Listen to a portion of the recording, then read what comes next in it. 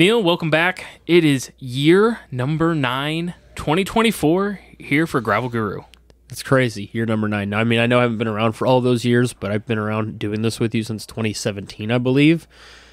It's unbelievable that we're still here, we're doing this, we're talking gravel, and you and I know are both excited about kind of what 2024 is going to hold, not just for us as individuals, but hopefully for this podcast. Yeah, 100%. You know, we sat down in, I believe, February of 2015 in the studio there with Bobby Thompson and Leland Danes when we first started this idea. And actually, episode number 1, way back, was out in Bobby Thompson's barn where we were just talking about gravel cycling with some of the gravel locals here in Emporia. And wow, that feels like an eternity ago. I remember watching that, like it was like a round table kind of almost of a bunch of you all sitting around on couches. And it was a lot of great people and a very bad production. But hey, it was the start of something that has been going for a while, and it's been an interesting thing that's brought us a lot of good times and also brought us a lot of, I think, friendships with people. I mean, there's a lot of folks I know primarily because of joining the show back in 2017 and building relationships. Without a doubt, we've built a lot of relationships and met a lot of very cool and interesting people from all over the world.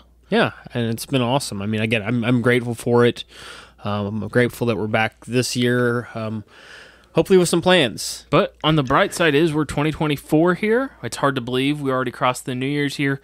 The holidays came and went fast. But on the other side, I think this is 3 episodes in like 4 weeks. Yeah, no, we've been on top of it. We had one on a couple, beginning of December, I think it was, where we kind of talked about some things that were hopefully coming up that then got changed a little bit. And then we had one here right before the holidays and now today. So yeah, we're committing to this, guys. We told you we would.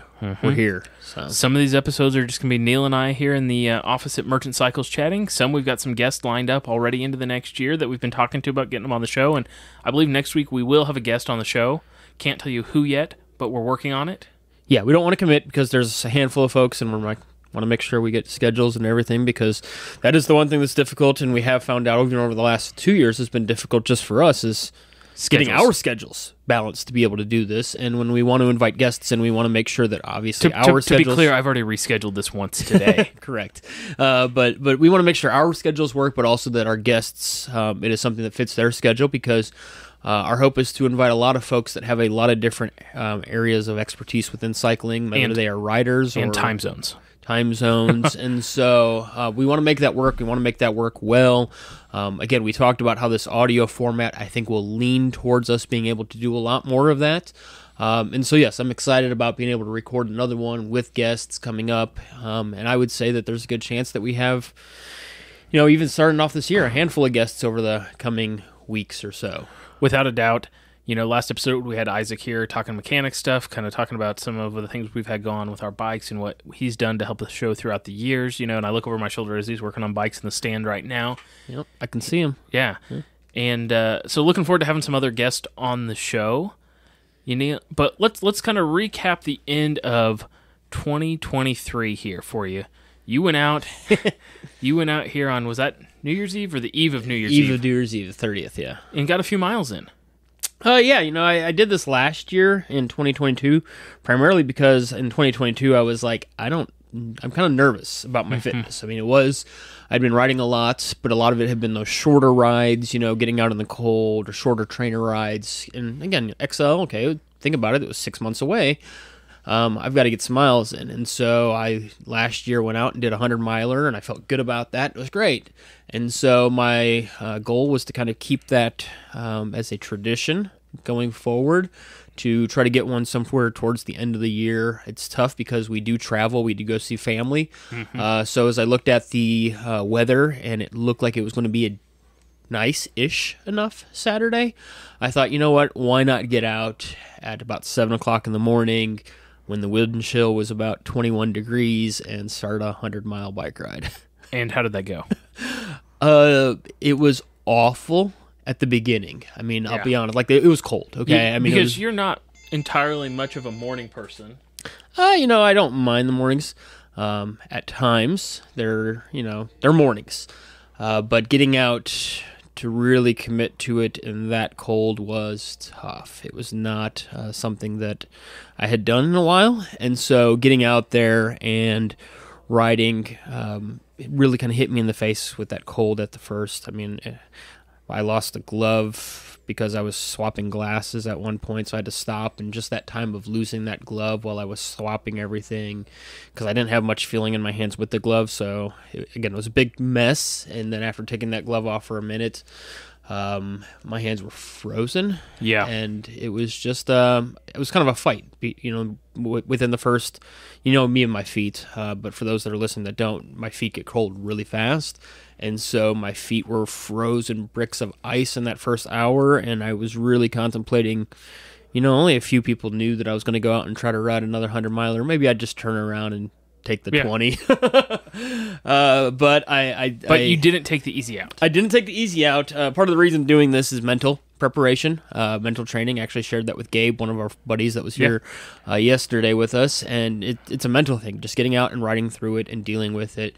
And I got out in Chase County. Chase County is a little rough. Rode over into Cottonwood Falls. Like legitimately rough. Yes, the gravel was fist-sized chunks almost as soon as you crossed the county line. They'd clearly graded it after we had some rain, Christmas Eve, Christmas Day, some snow, and the roads were pretty damp out here. And again, it looked like somebody came through and bladed or graded that area and knocked up the big rocks. Pretty rough. But I got out in Chase County, got to Cottonwood, did a refuel there, and then jumped back on the bike, rode about 45 more miles down into Madison, which at that point I was about 73, 74 miles.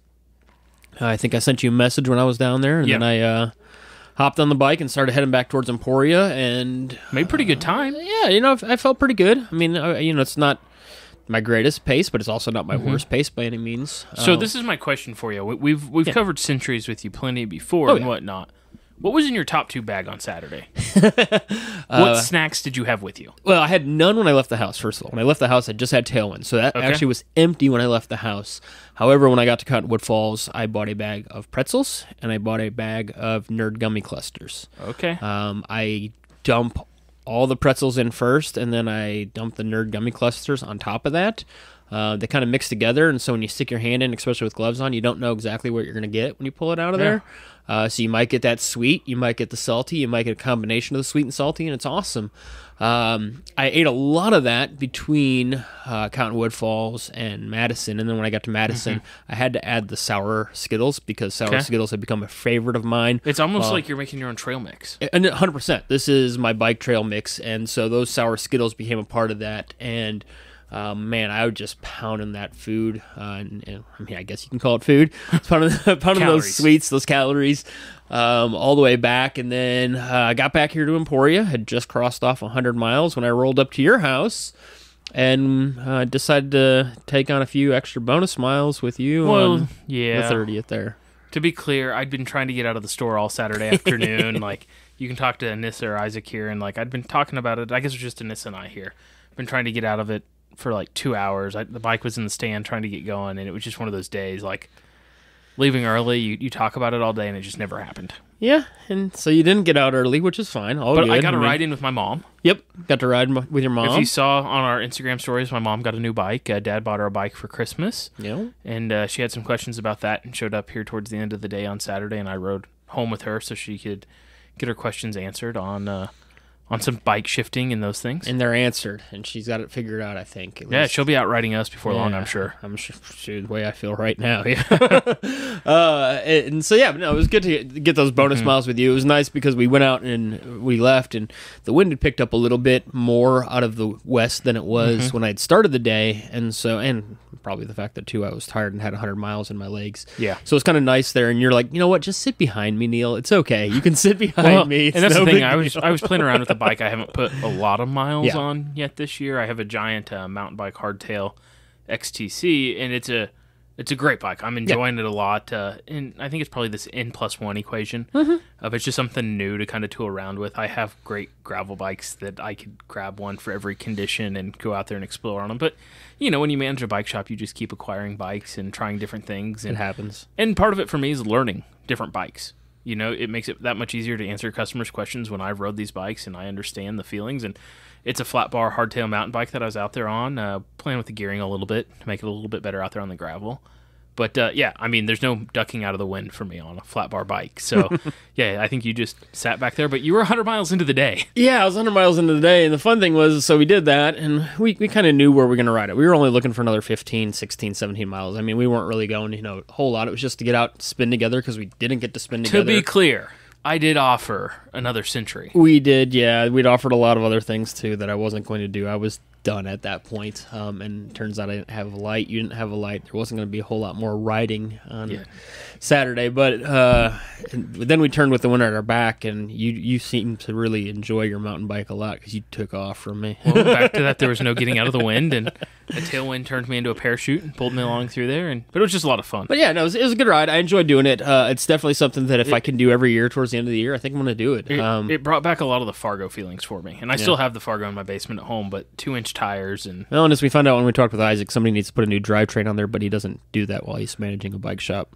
Yeah, whatever. Yeah. They're just parts. But, I did that. I did it for a lot of reasons. Again, we're going to talk, I think, here in a minute about our year, or at least kind of what we're planning, looking forward coming into this year. And I wanted to make sure that I still had a Century in my legs. I hadn't done a Century, I believe, since back in August. It's been a while. Whereas I was pounding out Centuries at a pretty rapid pace, I would say. This was the first one that I had done, like I say, I think it was since August. And so I needed to kind of get out there, make sure that my body was like, yeah, Neil, you can still do this. You can still ride that distance. And so I did. I got out there. I was able to get it done. And I'm glad. I was glad that I got to throw those bonus miles on with you too. But now it's kind of getting ready for what's going to, I think, be a pretty fun 2024 ahead. Well, it happened. The ball dropped, and we hit reset on all of our numbers. And last year doesn't really matter anymore at this point. It's, it all still matters, Matt. They don't really reset, and it does on the app. It does on the app. It doesn't in real life. Those miles are still there. I still rode 117 Saturday. I don't care. That's fair. Yeah. But anyways, looking ahead to 2024. Yesterday we had our annual kickoff here at the bike shop. Got out for a New Year's Day ride, 1 o'clock, 20 miles, and had about a dozen of us. Yeah, it had a nice little group. It was a little brisk, but I think everybody kind of started off a little bit cold for the most part. But the sun came out. But when the sun came out, that was game changer for everybody. Everybody pulled the buffs down. Everybody seemed to enjoy themselves from there on out. It was an awesome little ride. You could tell on the ride there started being a few more conversations when it warmed up. Yeah, I just based upon what I saw, there was a lot of cold faces in those first few miles. Yeah. But once we started kind of getting out there, I think once we hit that first hill, that get the blood pumping, got everybody's blood pumping, got folks warmed up, and turned out to be a good group ride. And then we came back here to the shop, and your wife and daughter made some wonderful cookies for us. Yeah. And I had at least a dozen of them chocolate chip ones because that's what I love. And had a good time hanging out here and chatting for about another hour and just drinking coffee. Just kicking the year off and talking to people. Because with the holidays and whatnot, we've done a lot here around the store and whatnot, but you just kind of lose track of people. Yeah, there was a lot of folks that honestly in that ride I hadn't seen in a long time. I mean, we talk about, I mentioned a buddy of ours, I was talking about mental stuff, Gabe. I mean, he's somebody that we would ride with a lot during the summer when we were doing our Sunday night 2 or 3 speeds, rides a week. And see him on a group ride or two here and there. And I can't tell you the last time I saw the guy. It was probably back sometime around August. This could be a whole conversation itself about the indoor training, kind of how that's changed some community stuff. It's definitely made, I would say, any of our winter rides that do happen, maybe not as attended, because it's easier. Or the ones we do have, it's made them more special because you do see people. Correct. That too. I mean, because we don't do a lot of these. Some folks, don't want to get out unless it's 50 or above. Some of us won't get out if it's a special thing like New Year's Day.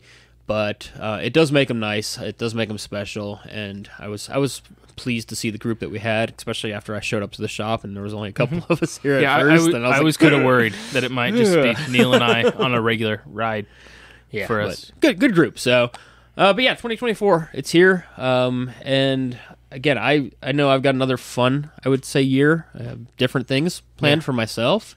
And I think I need the disclaimer headed into this section that there are no stone tablets, and nothing I talk about doing right now in the year 2024 is carved in stone. Correct. I mean, there were some events that I said I was going to do last year that I just didn't get to. I mean, as much as I was training for the XL and I was planning on doing some events leading up to the XL as part of that training, I also told my son I was going to be at a soccer games on Saturday mornings. Yeah. And so that took 2 events that I was planning on doing last year, Le Grind here in town and the one down in Winfield, Elrod's, off the table. I wanted to go do both of them, but kid had soccer games, and I told him I was going to be there. And the thing is, I went out to his soccer games and then was still able to get out those days and do 100 miles. I just couldn't do 100 miles in Winfield, or I couldn't do, a ride up here that with Le Grind had taken place. So, yes, some of the things that are on my schedule may change, may not change. I don't know. I think at least what I have right now, the 6 events that are on my calendar are, I would say, pretty close to set in stone, if not set in stone. There's probably only one that I would say is a maybe at this point. But it's really starting up here pretty quick for me. I mean, in March 2nd is going to be my first, at least for right now, my first event of the year. I'm going to be out at Dirty South Roubaix down in Alto Pass, Illinois. Okay. Area of Illinois I've never ridden a bike in because it's coming from a guy that grew up in Illinois. It's like 6 hours from Chicago. I mean, those that don't realize how long of a state north-south Illinois is. It is a very long state north-south, and growing up in the Chicago area, I did go down to southern Illinois some, but it was not to ride bikes. My dad was a hunter, and there's Shawnee National Forest down there. Okay. And, so we would go down there sometimes just to camp, and I mean, like, it's rough at camping. Like, is there more elevation there than there is in the Chicago area? Yeah, I'd say you're probably going to get a little bit more. Chicago, and honestly, most of the state's pretty flat. Okay. Illinois has because they say that about Kansas, but have you been to Wabunsee County? I'm going to say no. I don't know for a fact, but I would say that probably Kansas has much more elevation by far than Illinois does. Illinois has 2 places. It has the Driftless up in the north west corner of the state.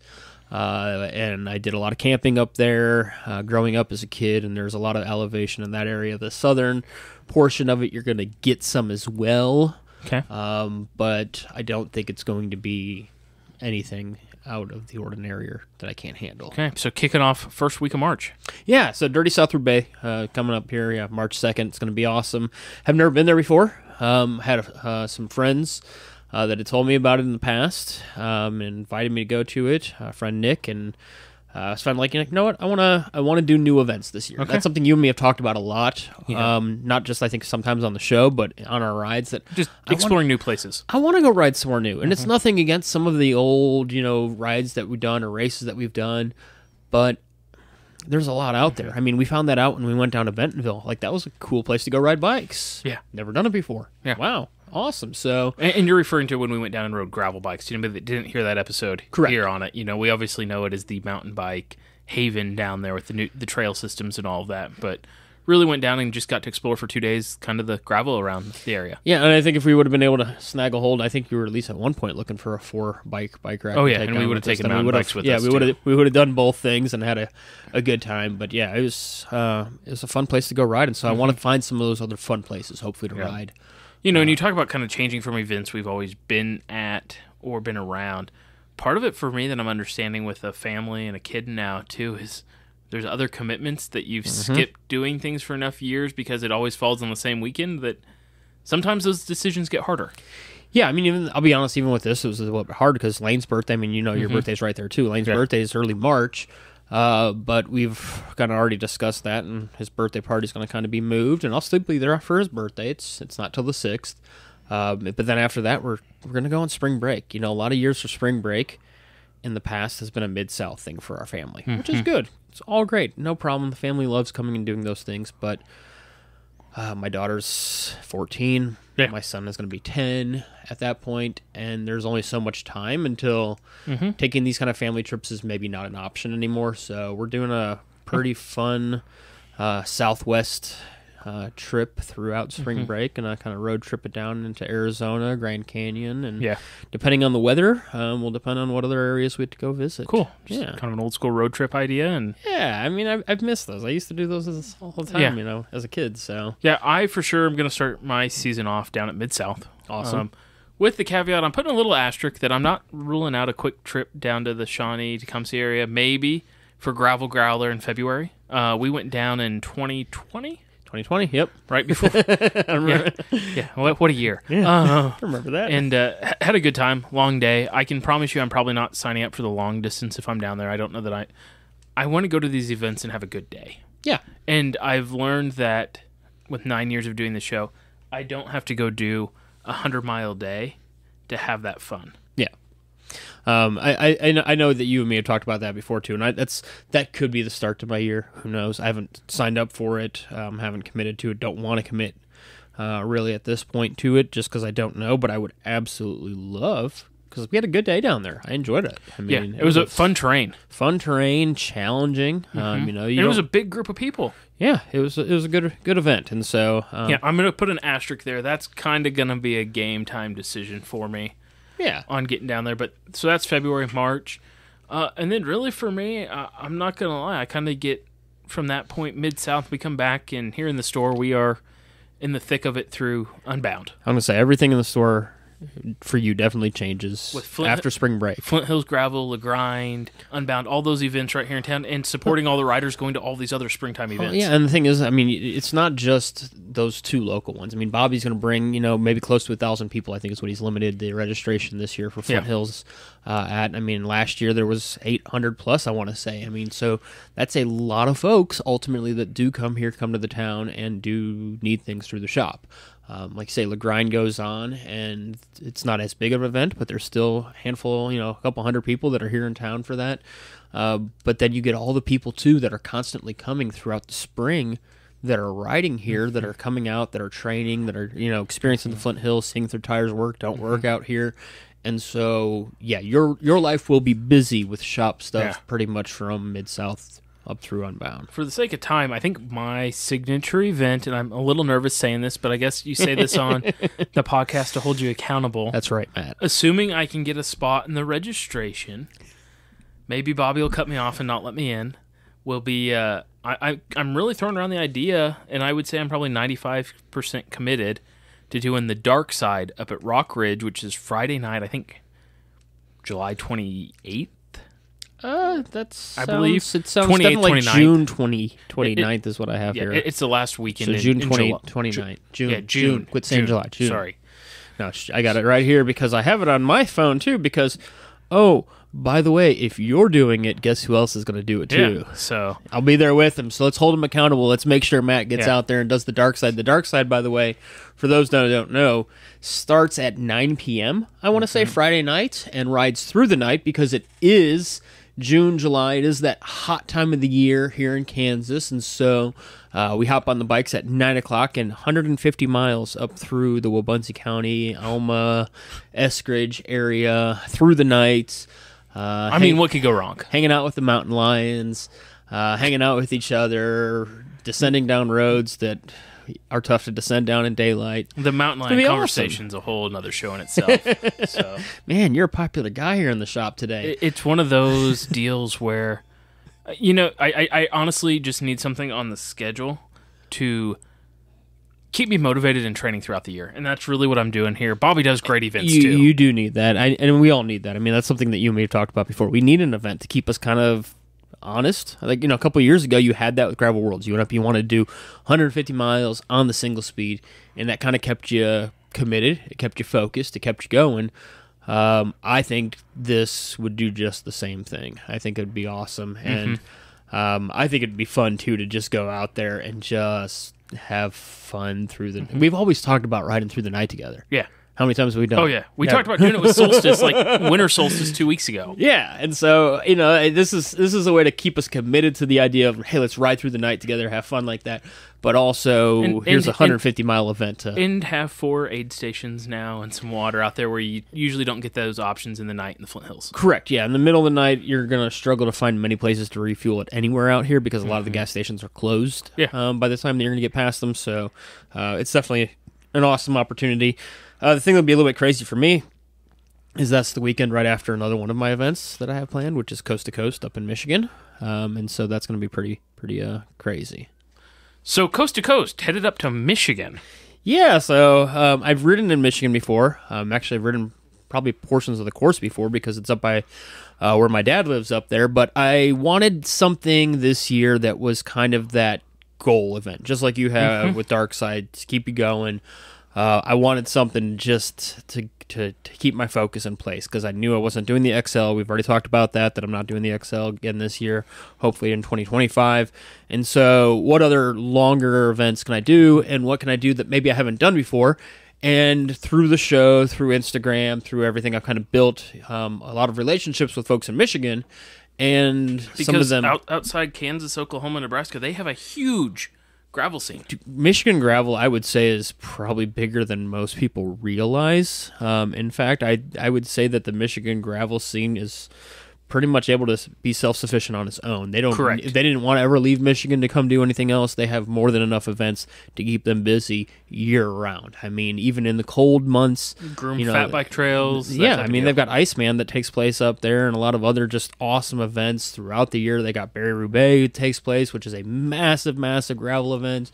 But yeah, with Coast to Coast, riding from Lake Ontario across Lake Michigan, across the northern part of the state of Michigan, and ending in Ludington, which again is not too far from where my dad lives up there, and so should be a pretty awesome day. It'll be my first attempt at a 200-miler in a long time. Yeah. I guess, let me take that back. I did attempt a 350-miler last year, but you know how that went. It was a good 25. Yeah, it was a good 25 miles. It's all right. But this is going to be kind of a first, like I say, go at doing something like this in a while. I've never done it across the state. I've never done a point-to-point race. Okay. So there's a lot of newness with this.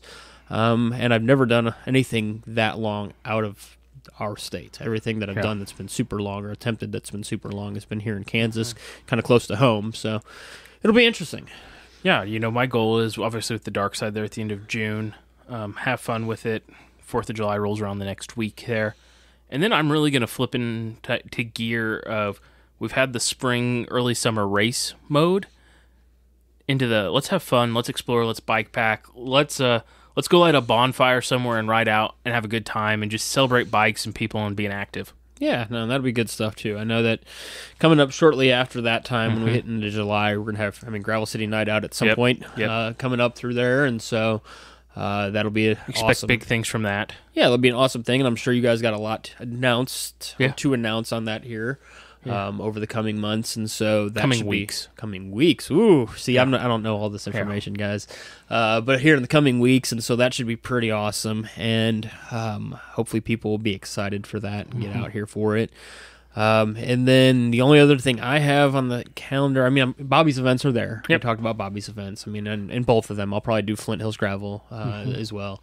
My only other thing is I signed up for Dust Bowl up in Indiana. Dust Bowl 100. It's kind of a pretty big Indiana event. It's a 1,000-person registration cap, and I think yesterday when they opened registration on New Year's Day, they sold out almost 85%, 90% of it in one day. So for a 1,000-person event to kind of move that quick in a more grassrooty type atmosphere.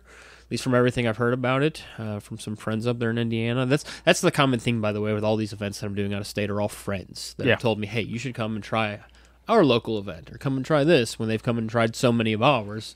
And so that's what's bringing me to Indiana, and I'm looking forward to it. I'm looking forward to hitting some of these new places that I've never gone and rode a bike before. Definitely emphasizing friends, hanging out, having a good time this year, 100%. And I'm not a huge resolution person or coming up with like the themes, but for me, that's definitely having fun on the bike is my theme for 2024, and experiencing it a little bit more than I did this year. Yeah, no, absolutely. Having that fun. I enjoyed last year going to Gravel Worlds and getting to hang out with friends. And going to do that at some events, it's just going to be in different ways. And it's going to kind of be going to different friends-specific events that are in their area, and getting to see some of those folks, but getting to ride new places. Well, and I think it's worth noting that we're pretty spoiled living in Emporia, Kansas. We have a lot of friends that come to our hometown to see us, or within the region, within an hour or two of here. Or 3 hours, Well, and if they don't come here to this, they, like say, they maybe go and they'll meet us up at Gravel Worlds or down at Mid-South. There's a lot of things, like those are both within 3.5 hours here. And so it's very close, and they're folks that we can kind of always get to see at events. But again, I want to do some traveling, and none of these, Michigan's by far the furthest, but I'm going to go up and see my dad for a little bit as well, kind of tapped into that, and So it should be a good fun time. Yeah, and I'm curious, where are you headed this year? Where's everybody that's listening to this podcast? What events are on your schedule? What rides are you looking forward to? Are you doing some bike packing trips? What's on your plan? Make sure you drop us a line at Gravel Guru on Instagram, Facebook. Drop me an email at matt@gravelguru. Reach out to Neil, Minister of Gravel, on Facebook and Instagram, and let us know. Any parting thoughts, Neil? I'm just looking forward to the year. I think this is going to be a good year, not just for us individually, but hopefully for what we're going to be doing here with Gravel Guru. And I'm excited about talking with some guests here in the next week. Yeah, looking to be a promising year, and looking forward to helping tell some awesome stories. Thanks so much.